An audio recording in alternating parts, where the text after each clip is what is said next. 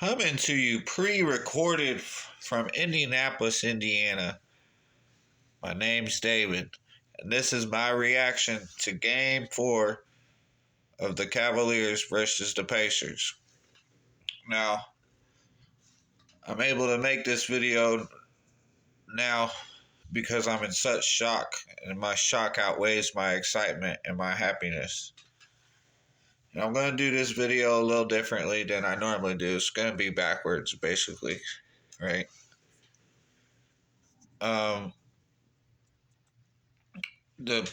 Pacers it was the biggest halftime lead in Pacers history. The Pacers were up at 80-39 at halftime. 41 points, the biggest halftime lead in Pacers history.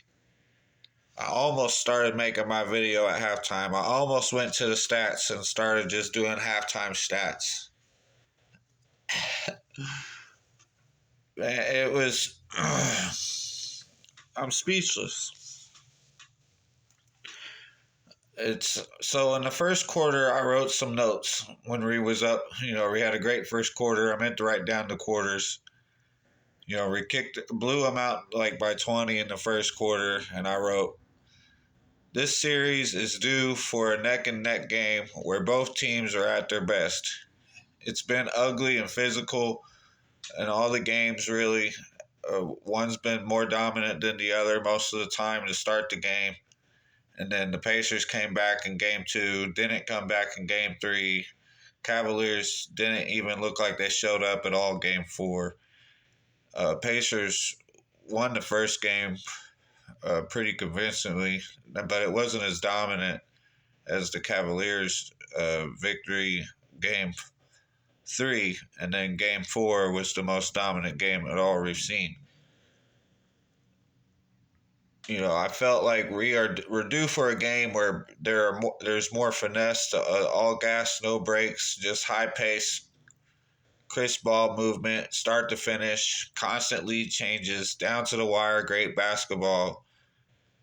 I feel like there should be a close game coming soon, But then the second quarter happened.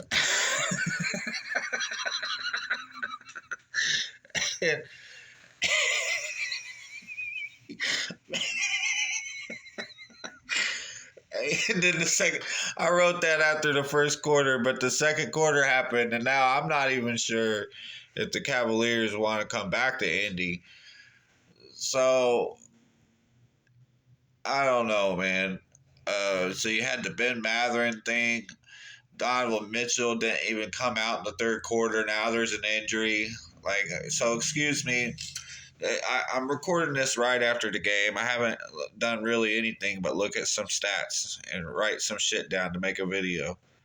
I don't know a whole lot about the Donovan Mitchell thing. I haven't got a close look at the Ben Mathurin foul that got him ejected. But, of course, he doesn't come out for the third quarter. Now he's hurt. Now he's got a left ankle thing. Give me a break. Don't let this go out. Yeah, so now apparently Donovan Mitchell's hurt, which isn't good. But I just don't like the timing of it. I feel like it's like it felt like a protecting their player move. I don't know. I just think it's lame. It sucks to see it. I hope, I really hope. I'm not glad he's hurt. I hope I'd rather him be hurt than them lying about him being hurt. So I shouldn't be so whatever, but it's whatever, dude. It's always something to justify what they don't understand. They don't like the Pacers winning in such fashion. We're the bad guys. But let me stay on topic here. So Ben Mathurin got ejected for a flagrant foul. I didn't get a super close look at it. The game was on its way to being over, but by that point, all that did was just make us more mad. So yeah, I'm speechless, really. Team effort, camaraderie, love, rapport, passion, chemistry, synchronized, selfless, sacrifice, team effort, camaraderie, love, rapport, passion, chemistry, synchronized, selfless, sacrifice. That's what I think about the Pacers team. What's the definition of team? Well, the noun is a group of players forming one side in a competition, games, or sport. A group of players forming one side. Or the verb is to come together as a team to achieve a common goal. Take one for the team. The Pacers are a great team. I think they're the best team in the league. I think we got a great chance to win the finals. We got to get out of this series first. Let me just, I don't care that I snuck that in there, but I'm going to pump the brakes and stop while I'm ahead. Don't want this video to turn into that. So let me transition into the next thing. So yes, that was my rant. I'm going to look over some team stats. All right. So normally I do player stats first. This time I would do team stats first. This change in pace is because I feel like the Pacers didn't have an individual that had a great, nobody went off for 30 or 40 or 50 like Donovan Mitchell did. We did this as a team, right? Like we won by 41 at halftime as a team. Okay?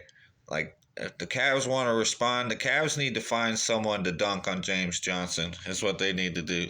This all started at the end of Game 3 when we brought James Johnson in the game. and the Cavs need to find a way to have somebody dunk on James Johnson if they want a chance. Anyway, the Pacers were 49 for 94 field goals. The Pacers shot 49 field goal made, 94 field goal attempts, 52% field goal percentage, 94 attempts, 49 for 94. The Cavs were 30 for 70, 42%. So the Pacers had 24 more field goal attempts than the Cavaliers. So that's 4 more field goal attempts than the Cavaliers had last game. Well, no, that's the differential. I don't know about exact. So let me just go to the next. The three-pointers weren't really a thing. The Pacers were 15 of 36 from 3. The Cavaliers were 14 of 35. So the Pacers were 41%. The Cavaliers were 40%. They only had one less 3 than the Pacers. So it really wasn't wasn't a deciding thing. It wasn't, the Cavaliers were through. I don't know where they were. This wasn't what I expected. This is just really mind-boggling for everybody. Even Pacers, we know the Pacers are good. We know how good the Pacers can be. But what the fuck happened to the Cavs? Oh, it must be because Donovan Mitchell was hurt. That's what it was. That's got to be what it was, right? That's what I'm saying, man. Fuck out of here with that shit. This was the Pacers being better than what... This is the Pacers scratching the surface. They're flirting with being great. This was a team victory. What was it? You can't really explain it in the box score. You had to watch it. It was a thing of beauty. We just came out with the urgency that we lacked and some. We was causing turnovers. What the hell? The Cavaliers had more free throws than the Pacers. The Cavaliers had 20 more free throws. Was shot as many threes as them. They just didn't show up, bro. They had 3 more rebounds. The Pacers had 38 assists. That's the most assists by anyone in the postseason this year as a team.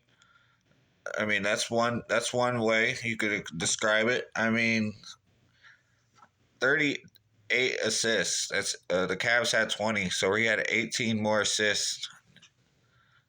That's how many assists they had, basically. They had 20, so we had twice as many more assists than they did. We had 12 less turnovers than they did. So we took care of the basketball. We had 10 turnovers. The Cavaliers had 22 turnovers. They couldn't stop turning it over. But what led to those turnovers? What did I just watch? The Pacers can play defense now. I've been saying it. Pacers had 60 points in the paint. He was unstoppable. All right, I'm going to transition to player stats, man. Donovan Mitchell only played for 20 minutes. He didn't show up in the second half. I don't know what happened. Certainly by the time this video is done, we'll figure out what happened, right? He had 12 points in the first half, 3 of 11 shooting, 1 for 5 from 3, 5 for 6 from the line, 1 rebound, a steal, a block, 2 turnovers for Mitchell in the first half. 12 points in 20 minutes for Mitchell. Garland had 21 points. He was all right. Jarrett Allen had 20 minutes. Okoro had 18 minutes, 5 of 6 shooting, a couple threes. Tristan Thompson had 12 minutes. Tyrese Halliburton basically got the same stat line as the last game, but he had 6 points in the first quarter. Nembhard played for 30 minutes. He had 7 points. He was 3 of 7, 1 for 2 from 3-pointers, 2 rebounds. He had 7 assists and 3 steals in those 30 minutes, so no turnovers for Andrew Nembhard. So, yeah, the Pacers was up by 41 at halftime, won the game by 20, dominated the game. Oh, how did that happen? Who is their leading scorer? Who is the leading scorer for the Pacers? How did they do it? Well, Pascal Siakam was the team's leading scorer. He had 21 points. 21? That's it? Well, the thing is we had 3 people score at least 20 points. Oh, okay, that makes a little more sense. Who are they? Pascal Siakam, Miles Turner, and Obi Toppin. We just got so many people, bro. Pascal Siakam had 21 points, 9 of 10 from the field, 2 of 2 from 3-pointers, 1 of 1, or was it? Yeah, he only shot 1 free throw, I think. 6 rebounds, 3 assists, 1 steal, 1 turnover for Pascal Siakam. 21 points, less than 30 minutes. Miles Turner had 20 points, 7 of 13, 4 for 4 from the 3-point line. He made all of his threes, 2 of 3 from the line, 7 rebounds, 3 assists, 1 turnover for Miles Turner. Obi Toppin had the most shot attempts of anybody on the Pacers with 14. 9 of 14 from the field, 1 of 4 from 3, 1 of 3 from the line, 5 rebounds, 2 assists. Ben Shepherd, the mustache. Fun fact, Ben Shepherd's first career dunk was on the sad-ass Detroit Pistons. He had 29 Excuse me. Ben Shepherd had 29 minutes, 14 points, 5 of 10 from the field, 2 of 6 3, 2 for 2 from the line, 3 rebounds, 2 turnovers. He had 5 fouls because he's out there just playing aggressive defense, and he don't give a fuck about your feelings. He's happy he got 29 minutes in a fucking playoff game and scored 14 points for Ben fucking Shepherd. TJ McConnell was good. He had 13 points, 5 of 9, 1 of 2 from the 3. He shot 2 threes, 2 free throws, made both free throws, 2 rebounds, 8 assists, 1 steal, 1 turnover. Nesmith had 12 points. James Johnson out there with 2 blocks, a steal, 2 assists, 2 points in 7.5 minutes. I've been rushing because I don't want to make a 2-part video. I'm ready to get to the next game and next subject.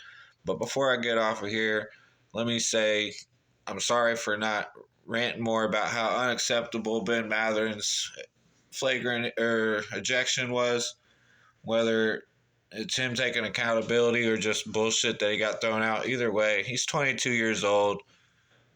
In one way, I'd like to think it's by design. Just go up there and punch the motherfucker, man. Fuck him, man. We're up by 20. No, I don't. Whatever, man. It's a 7-game series. We got to go in Cleveland and take care of business, man. And the series ain't over. And it was a great game. Just speechless So Ben Matherin's going to mature. He's only 22. Ben Matherin's going to get whatever. He's going to be fine. He's going to get older and wiser. You know, fortunately, Rui's up, and it didn't really matter. So just don't let it happen again. Ben Matherin's going to be fine. He's a key part of our team. The Pacers play as a team. I love it, and I'm ready to get the series over so we can go to Eastern Conference Finals, and then we can win that series, and we can go to the finals, and we can win that series and be champions.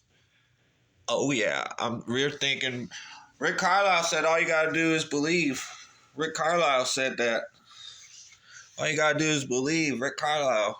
Let's go, Pacers. I said in 6, so if that's how it has to go down, that's how it goes to go down. Cleveland looks like they're scared to come back to Indy. I would be too. Oh, let's go. I'll be back. Holler.